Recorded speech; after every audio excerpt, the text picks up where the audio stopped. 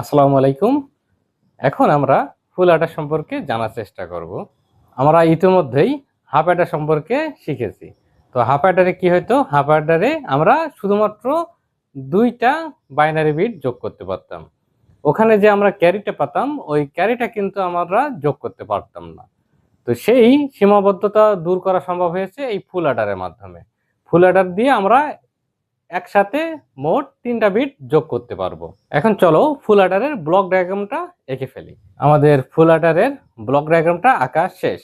এটা হচ্ছে আমাদের একটা ফুল অ্যাডার সার্কিট। এই ফুল অ্যাডারে আমরা এখানে দেখতে পাচ্ছি ৩টা ইনপুট দেওয়া হয়েছে, এ বি এবং সি ইন, মানে সি ইনপুট।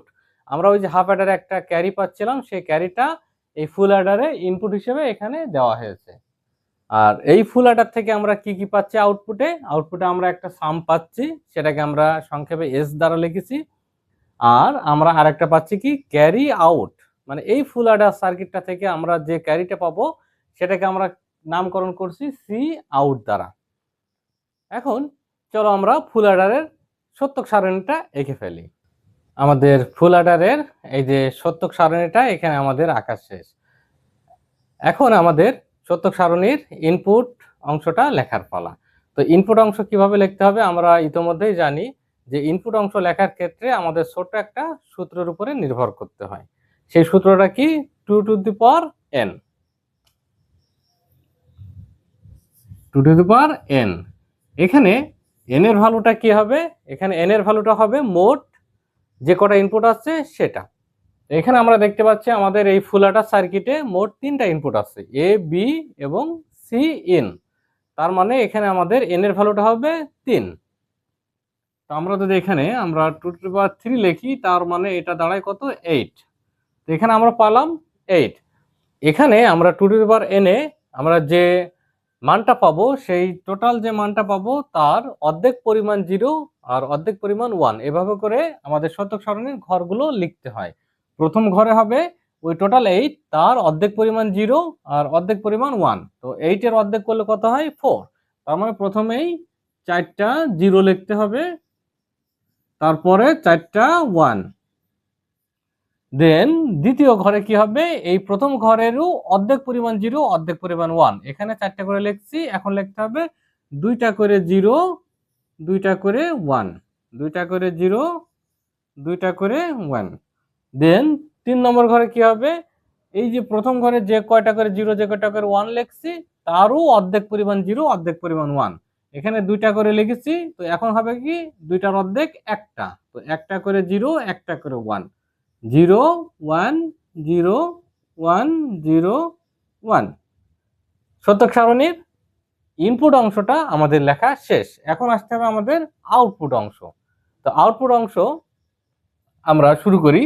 তো এখানে আছে কি? প্রথমে 1 নম্বর ঘরে এখানে কি আছে? 3টাই 0। তো 3টা 0 যখন আমরা যোগ করব, আমাদের যোগফল কি হবে? 0। আর আমাদের হাতে কি কোনো কিছু ক্যারি থাকছে? না, আমাদের যোগফলই 0। তো আমাদের হাতেও কিছু নাই, এই কারণে সি আউটও 0 হবে। দেন আমরা যদি এই যে 2 নম্বর এই রোটাতে আসি, এখানে আমরা দেখছি 0 0 1, 2টা 0 1 যোগ করলে কত হয়? 1। তার মানে আমাদের যোগফল কত হবে? 1। আমাদের হাতে কি কিছু থাকছে? হাতে কিছু থাকছে না, এই কারণে আমাদের সি আউট হবে 0।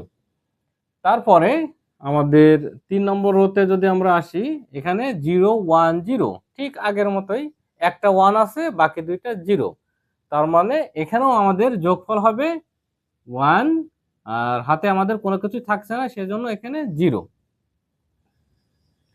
দেন 4 নম্বর রোতে যদি আসি, এখানে আছে কত? 0 1 1।